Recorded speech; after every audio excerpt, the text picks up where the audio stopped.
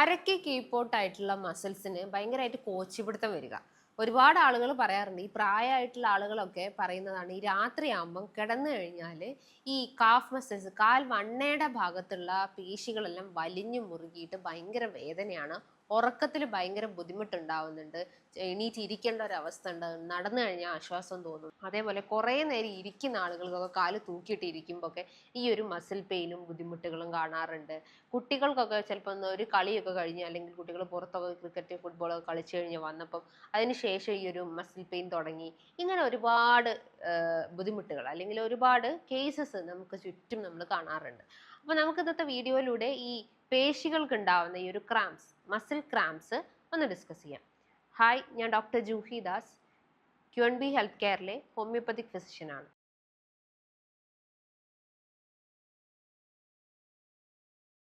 Muscles എന്ന് പറയുമ്പോൾ especially മൂവ്മെന്റ്സിന് സഹായിക്കുന്നതാണ്. നമ്മുടെ മസിൽസിനെ കോർഡിനേറ്റ് ചെയ്യാൻ അല്ലെങ്കിൽ മസിൽ വർക്ക് ചെയ്യണമെങ്കിൽ അവിടെ നാഡികളുടെ പ്രവർത്തനം ആവശ്യമാണ്. നെർവ്സ് എന്ന് പറയുന്നത്, ഇപ്പം നമ്മൾ ജസ്റ്റ് കൈ ഇങ്ങനെ ആക്കുന്നത് ഇവിടെ മസിൽസ് വർക്ക് ചെയ്യുന്നുണ്ട്, അതേപോലെ തന്നെ നാഡികൾ വർക്ക് ചെയ്യുന്നുണ്ട്. ഈ മസിൽസ് മൂവ്മെന്റ്സിന് സഹായിക്കുന്നതാണ് ഈ നാഡികൾ എന്ന് പറയുന്നത്. ഈ നാഡികൾ വീക്ക് ആകുമ്പോഴാണ് മസിൽ വേസ്റ്റിംഗ് സംഭവിക്കുന്നത്, അല്ലെങ്കിൽ മസിൽസ് തൂങ്ങിപ്പോകുന്ന ഒരവസ്ഥ. ഇപ്പം മസ്കുലർ ഡിസ്ട്രോഫി പോലത്തെ കണ്ടീഷൻസ്, അതായത് കുറച്ചുകൂടി സിവിയർ ആയിട്ടുള്ള ഒരു ഇൻക്യൂറബിൾ ആയിട്ടുള്ള കണ്ടീഷനൊക്കെയാണ് മസ്കുലർ ഡിസ്ട്രോഫി എന്ന് പറയുന്നത്. അതേപോലെ തന്നെയാണ് പാർക്കിൻസണിസം എന്ന കണ്ടീഷൻസ്. ഇവിടെയും മസിൽസ് അല്ല, നമ്മുടെ നാഡികൾക്കുള്ള ഓവർ ആയിട്ടുള്ള സ്റ്റിമുലേഷൻ അല്ലെങ്കിൽ ഓവർ ആയിട്ടുള്ള ആക്ഷൻസ് കാരണമാണ് ഈ ബുദ്ധിമുട്ടുകൾ കാണിക്കുന്നത്. സോ ഈ പാർക്കിൻസണിസം പോലത്തെ കണ്ടീഷൻസിലൊക്കെ കാണിക്കുന്നത് ഇവിടെ നാഡികളുടെ ഓവർ ആക്ഷൻ ആണ്. ഈ ഓവർ ആക്ഷൻ കാരണം മസിൽസിന് ഓവർ മൂവ്മെന്റ്സ് സംഭവിച്ചിട്ട് അത് പല ഭാഗത്തായിട്ട് എഫക്റ്റ് ചെയ്യുന്നുണ്ട്. ഇപ്പം നമ്മൾ പാർക്കിൻസൺസും കണ്ടീഷൻസുള്ള ആളുകളൊക്കെ അവരുടെ ശരീരം അല്ലെങ്കിൽ ഫിസിക്കൽ അപ്പിയറൻസ് നോക്കുമ്പം ഇങ്ങനെ സ്റ്റൂപ്പ് ഷോൾഡേർഡ് ആയിരിക്കും, കൈ എപ്പോഴും ഇങ്ങനെ വിറച്ചുകൊണ്ടായിരിക്കും. ഈ ഒരു ടൈപ്പ് ഓഫ് മൂവ്മെന്റ്സ് ആണ് അവരുടെ ശരീരത്തിൽ നമ്മൾ കാണിക്കുന്നത് അല്ലെങ്കിൽ കണ്ടിട്ടുള്ളത്. അപ്പോൾ അവിടെയൊക്കെ നാഡികളും പേശികൾക്കൊക്കെ ഉണ്ടാവുന്ന ഇംബാലൻസ് കാരണം ഉണ്ടാവുന്ന ഒരു ബുദ്ധിമുട്ടാണത്.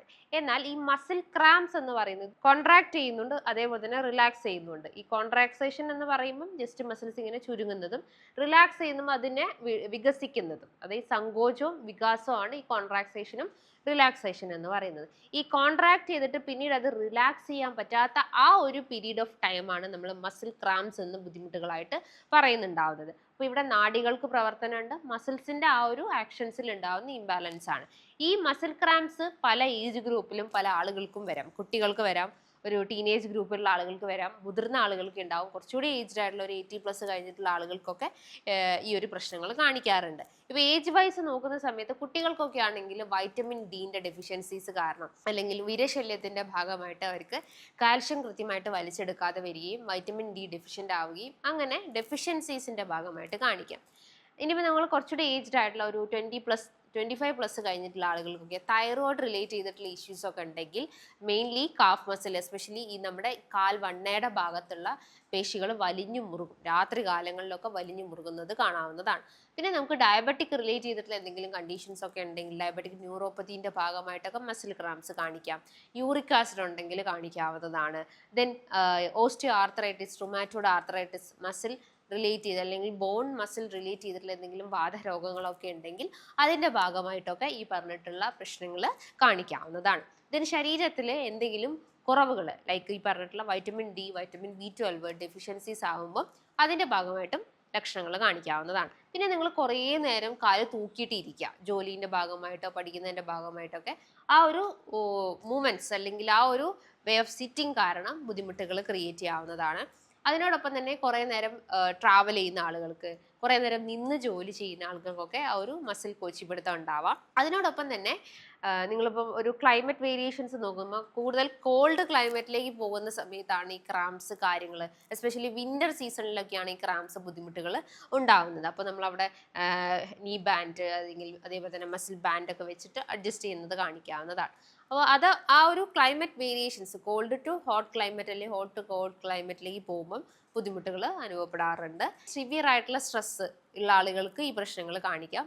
അത് കാഫ് മസിൽ പെയിൻ ആയിട്ടും നെക്ക് മസിൽ പെയിൻ ഒക്കെ ആയിട്ടും കാണിക്കാവുന്നതാണ്. അപ്പോൾ ഇവിടെ നമ്മൾ മാനേജ്മെന്റ് സൈഡ് നോക്കുന്ന സമയത്ത് ഏറ്റവും ആദ്യം നമ്മൾ മസിൽ സ്ട്രെങ്ത് കൂട്ടിയെടുക്കുന്ന ആഹാരങ്ങൾ കഴിക്കാം. അതിലിപ്പം നമുക്ക് ഫ്രൂട്ട്സ്, വെജിറ്റബിൾസ് കാര്യങ്ങൾ കഴിക്കാം, നട്ട്സുകൾ, സീഡ്സ് കാര്യങ്ങളൊക്കെ ഉൾപ്പെടുത്താവുന്നതാണ്. അതിനോടൊപ്പം തന്നെ നന്നായിട്ട് വ്യായാമം ചെയ്യുക, വെള്ളം കുടിക്കുക. ഡീഹൈഡ്രേഷൻ്റെ ഭാഗമായിട്ട് മസിൽ ക്രാംസ് ഉണ്ടാവാം. അപ്പോൾ നന്നായിട്ട് വെള്ളം കുടിക്കാൻ ശ്രമിക്കുക. ഉപ്പിട്ട നാരങ്ങ വെള്ളമോ അല്ലെങ്കിൽ സോഡ വാട്ടറോ ഒക്കെ ഇടയ്ക്ക് കുടിക്കുന്നത് കുറേയൊക്കെ ഇലക്ട്രോലൈറ്റ് ഇംബാലൻസ് കറക്റ്റ് ചെയ്യാൻ സഹായിക്കുന്നതാണ്. പിന്നെ നമ്മൾ കുറേ നേരം ഇരിക്കുവാണെങ്കിൽ ജസ്റ്റ് ഒരു മൂവ്മെൻറ്റ്സ് കൊടുക്കുക. കുറേ നേരം നിൽക്കുവാണെങ്കിൽ ഒന്ന് ഇരിക്കുന്ന പൊസിഷനിലേക്ക്, അങ്ങനെ ഒരു ഓൾട്ടർനേറ്റീവ് മൂവ്മെൻറ്റ്സ് എപ്പോഴും ബോഡിക്ക് കൊടുത്തുകൊണ്ടിരിക്കുക. കുറേ നേരം കാല് തൂക്കിയിട്ട് ഇരിക്കാതിരിക്കുക, കുറച്ചുകൂടി അപ്വാർഡ് മൂവ്മെൻറ്റ്സ് കൊടുക്കാൻ ശ്രമിക്കുക. ദെൻ കാഫ് മസിൽ റേസിങ് എക്സസൈസുകളൊക്കെ ചെയ്യുക. സ്ട്രെച്ചിങ് സ്ട്രെങ്തനിങ് വർക്കൗട്ടുകൾ ചെയ്യാൻ ശ്രമിക്കുക. പിന്നെ രാത്രി കിടക്കുന്നതിന് മുന്നേ ജസ്റ്റ് ഒരു മസാജസ് കൊടുക്കുക. ആ ഒരു കാഫ് മസിൽസിൻ്റെ ഭാഗത്തായിട്ട് നന്നായിട്ട് മസാജ് ചെയ്ത് കൊടുക്കുക. അതിനോടൊപ്പം തന്നെ ഹോട്ട് ഓയിൽ അപ്ലിക്കേഷൻസ് ഒക്കെ ചെയ്യുന്നത് ഒരു പരിധിവരെ നമുക്ക് പെയിൻ കുറയ്ക്കാൻ ഹെൽപ്ഫുൾ ആണ്. മെയിൻലി മൂവ്മെൻറ്റ്സിലൂടെയാണ് ഇതിൻ്റെ ക്യൂർ അല്ലെങ്കിൽ അതിൻ്റെ പെയിൻ ഇൻറ്റൻസിറ്റി കുറയ്ക്കാൻ സഹായിക്കുന്നത്. അതിനോടൊപ്പം തന്നെ നിങ്ങളെ വെയിറ്റ് ഇതിൻ്റെ ഒരു മെയിൻ ഫാക്ടറാണ്. വെയിറ്റും ഒന്ന് ബാലൻസ് ചെയ്യുക. ഹൈറ്റിനനുസരിച്ചിട്ടുള്ള വെയിറ്റ് ബാലൻസ് ചെയ്ത് കൊണ്ടുവരാൻ ശ്രമിക്കുക. അപ്പോൾ കൃത്യമായിട്ടുള്ള ഒരു ലൈഫ് സ്റ്റൈൽ മോഡിഫിക്കേഷൻസിലൂടെ തന്നെ നമുക്ക് ഈ ഒരു ക്രാംസ് കൺട്രോൾ ചെയ്യാൻ സഹായിക്കുന്നതാണ്. ഹോമിയോപ്പതി സൈഡ് നോക്കുന്ന സമയത്ത് ഇത്തരം മസിൽ ക്രാംസിനും അതേപോലെ തന്നെ ന്യൂറോളജിക്കൽ ചേഞ്ചസിനും ഒക്കെ നല്ല രീതിയിലുള്ള മെഡിസിൻസും ട്രീറ്റ്മെൻറ്റ്സും ഒക്കെ അവൈലബിൾ ആണ്. സോ ഇതുമായി ബന്ധപ്പെട്ട് നിങ്ങൾക്ക് എന്തെങ്കിലും ഡൗട്ട്സ് കാര്യങ്ങളൊക്കെ ഉണ്ടെങ്കിൽ താഴെ കാണുന്ന നമ്പറിൽ കോൺടാക്റ്റ് ചെയ്യാവുന്നതാണ്. നല്ലൊരു ഹെൽത്ത് ടോപ്പിക്കുമായി വീണ്ടും കാണാം. താങ്ക്